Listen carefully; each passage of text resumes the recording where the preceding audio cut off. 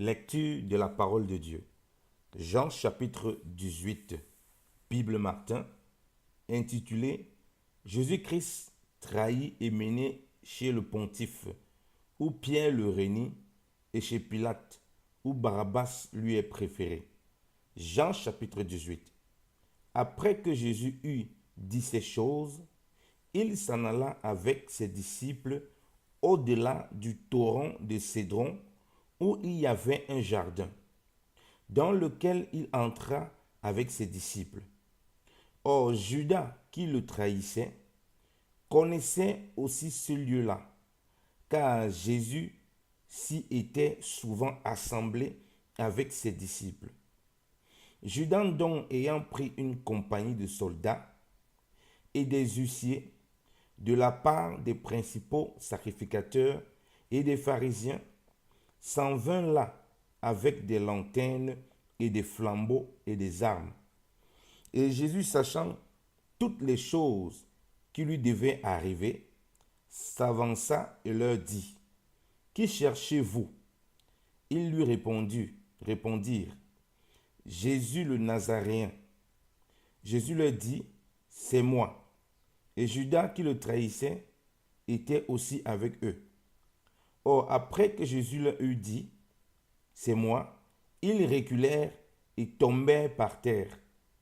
Il leur demanda une seconde fois, « Qui cherchez-vous » Et ils répondirent, « Jésus le Nazaréen. » Jésus répondit, « Je vous ai dit que c'est moi.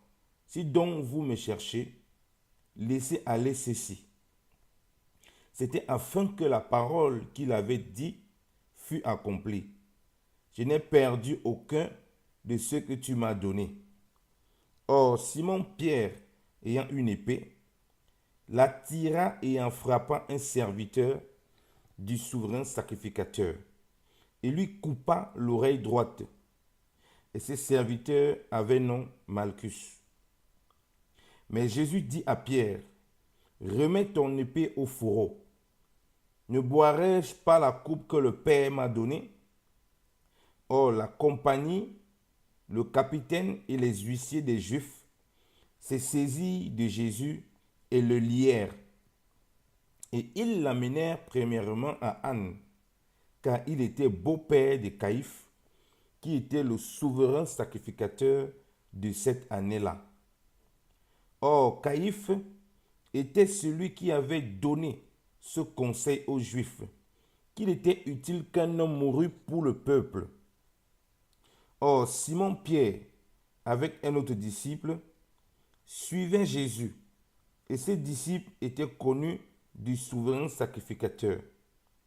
Et il entra avec Jésus dans la cour du souverain sacrificateur. Mais Pierre étant dehors à la porte, et l'autre disciple, qui était connu du souverain sacrificateur, sortit dehors et parla à la portière, laquelle fit entrer Pierre. Et la servante qui était la portière dit à Pierre, « N'es-tu point aussi des disciples de cet homme ?» Il dit, « Je n'en suis point. » Or, les serviteurs et les huissiers ayant fait du feu étaient là, parce qu'il faisait froid et ils se chauffaient. Pierre aussi était avec eux et se chauffait. Et le souverain sacrificateur interrogea Jésus, touchant ses disciples et touchant sa doctrine. Jésus lui répondit, « J'ai ouvertement parlé au monde. J'ai toujours enseigné dans la synagogue et dans le temple, où les Juifs s'assemblent toujours, et je n'ai rien dit en secret. Pourquoi m'interroges-tu? Interroge ceux qui ont ouï ce que je leur ai dit. Voilà, ils savent ce que j'ai dit. » Quand il lui dit ces choses, un des huissiers qui s'y tenait là donna un coup de sa verge à Jésus, en lui disant, « Est-ce ainsi que tu réponds au souverain sacrificateur ?» Jésus lui répondit, « Si j'ai mal parlé, rends témoignage du mal, et si j'ai bien parlé, pourquoi me frappes-tu » Or, Anne l'avait envoyé lié à Caïphe, souverain sacrificateur. Et Simon-Pierre était là et se chauffait. Ils lui dirent, n'es-tu pas aussi de ses disciples? Il le nia et dit, je n'en suis point.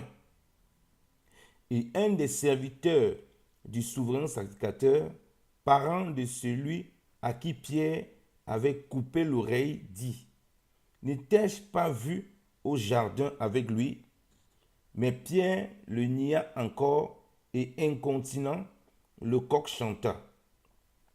Puis ils menèrent Jésus de chez Caïphe au prétoire. Or, c'était le matin. Mais il n'entrait point au prétoire, de peur qu'il ne fût souillé, et afin de pouvoir manger l'agneau de Pâques. C'est pourquoi Pilate sortit vers eux et leur dit, quelle accusation portez-vous contre cet homme? Il répondit et lui dit, si ce n'est pas un criminel, nous ne te laissions pas livrer.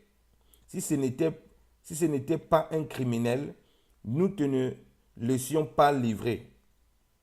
Alors Pilate leur dit, prenez-le vous-même et jugez-le selon votre loi.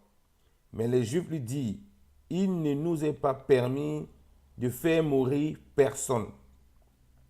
Et cela arriva ainsi, afin que la parole que Jésus avait dite fût accomplie, indiquant de quelle mort il devait mourir. Pilate donc entra encore au prétoire. Ayant appelé Jésus, il lui dit, es-tu le roi des Juifs?